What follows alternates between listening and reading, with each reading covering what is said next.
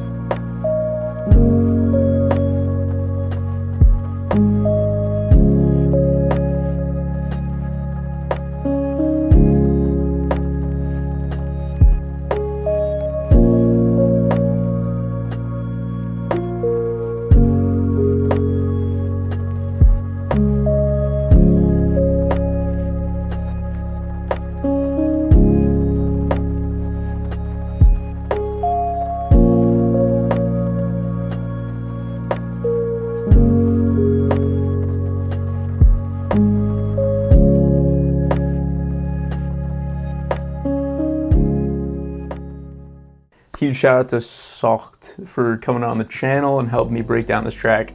Long story short, I absolutely loved the loop he sent over, and I wanted to do everything I could in the final project to really just kind of showcase the beauty and the space that he baked right into this thing. So you're gonna notice looking at this project file, I did not do a whole lot to this one. So really, I left the piano chords and the piano melody completely alone, did a tiny bit of arranging with the key lead to create some space before the drop, and then stacked the pads in a little bit slowly to just kind of help them build throughout the arrangement. And then I just copied that 2 times. I doubled the length of the original 16 bar loop to make it a 32 bar, just 2-minute piece, very simple. I didn't feel like it was too repetitive as it was. And outside of that, I started adding a couple of effects. So I've got this transition sound that's kind of like panning, just a little something I made. Leading into a very brief laser. And then just a couple of like white noise transitions. And then beyond that, in the drops themselves, I just added a little bit of Foley loops to help kind of keep that percussion driving a little bit. So like I said, I really wanted to leave space for those melodies to come through. I didn't want to do anything to like really change it dramatically. And in this particular project file, I didn't do a ton of actual mixing and mastering. I might jump into the actual mixing and mastering file in a minute, but this is really just where I did some guitar tracking and a little bit of arranging work. So the first thing I laid down was a couple of slide guitars.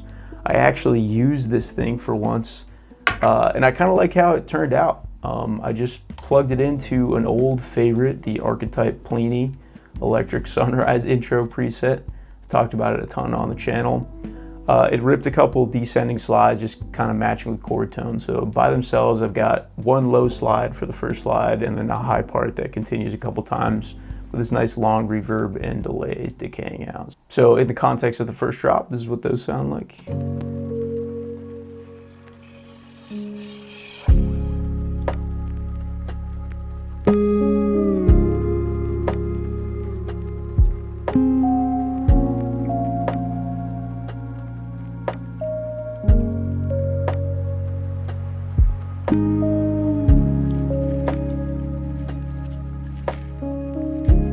So at that point, I decided to let the ears kind of rest from the slide guitar, and I introduced another kind of new guitar line here.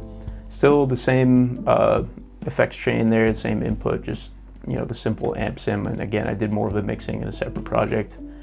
So this was the second melody. Pretty standard for my discography. I got these kind of like long wrung out notes that have some kind of like walk downs and transitions into the next chord.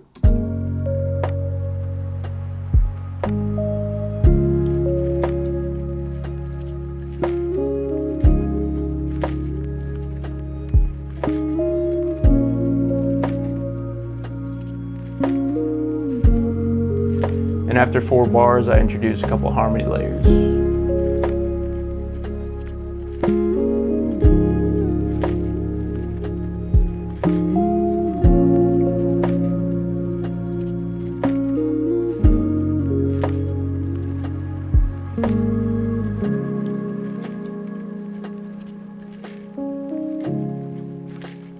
So then the bridge, we drop out to just the piano chords, melody, and the first pad, along with that hi-hat continuing through and a little bit of Foley. And then we just basically repeat those same guitar motifs one more time, this time with that extra main guitar melody coming in during the bridge for 4 bars, and then when the harmonies pop in, we've got the full accompaniment back in, and then I stack the slides on top so that there's just a little bit more intrigue. It feels a little bit more like the climax of the piece. So this is what the second drop sounded like all together.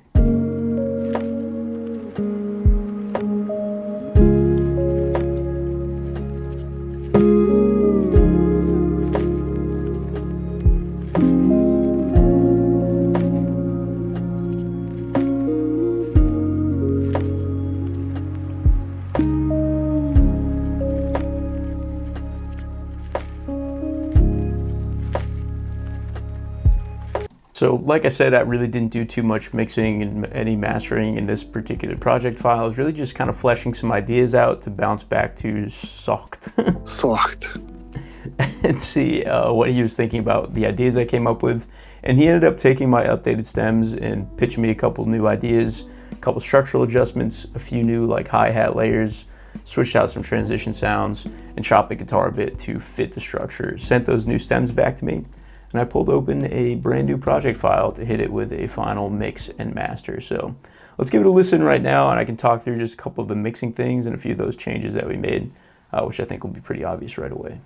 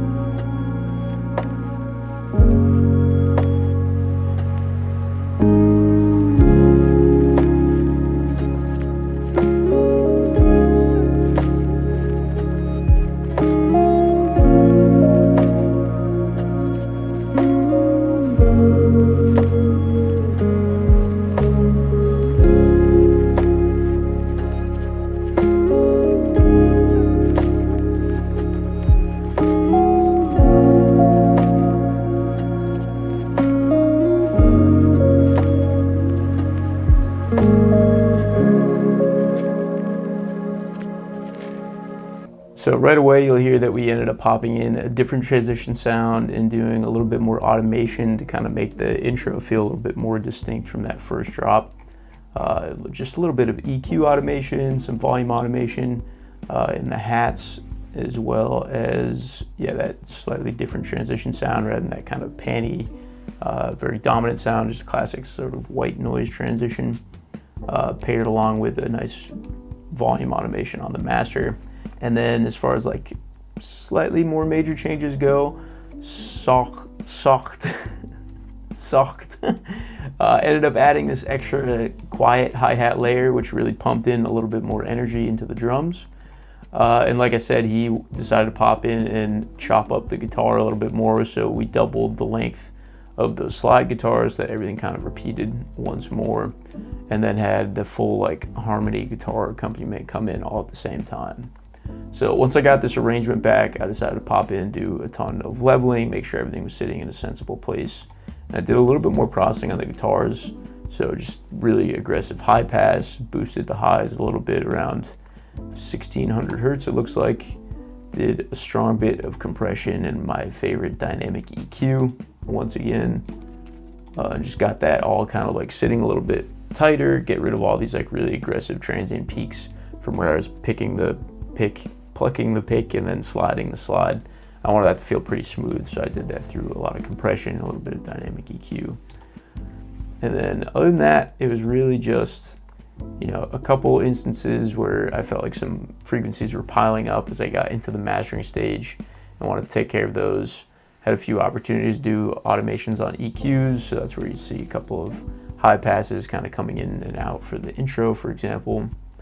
And I routed a few melodic layers, particularly in the keys, to this verb pad layer on a Valhalla Supermassive, super large preset mixed to 100 with volume turned way down to like 50% or so, just to kind of help build that foundation out a little bit better. Other than that, we just got the classic sidechain the kick to everything that I want.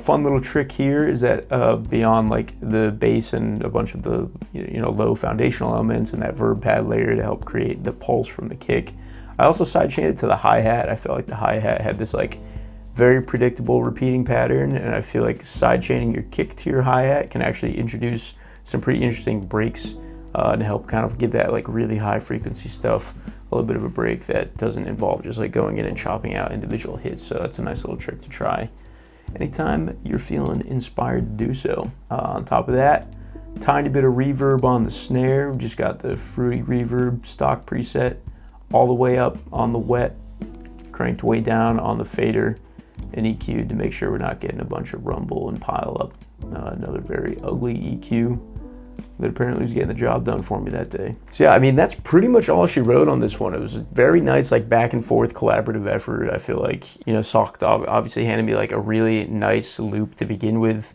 I laid down a couple of ideas on the guitar. He came back with a couple of adjustments on the arrangement and a few things to fill it out. I popped back in, did a lot of the mixing and mastering, and got that thing over the finish line. And we ended up with a track that I super like, and it will be dropping tomorrow on all streaming platforms. So check it out, link in the description. I'll link all of Saucht's socials and all of his other music. He's an insanely talented producer. Highly recommend you check out all the stuff he's got going on. And we'll let this thing play us out. Anyway, thanks for stopping by. See you next week. Peace.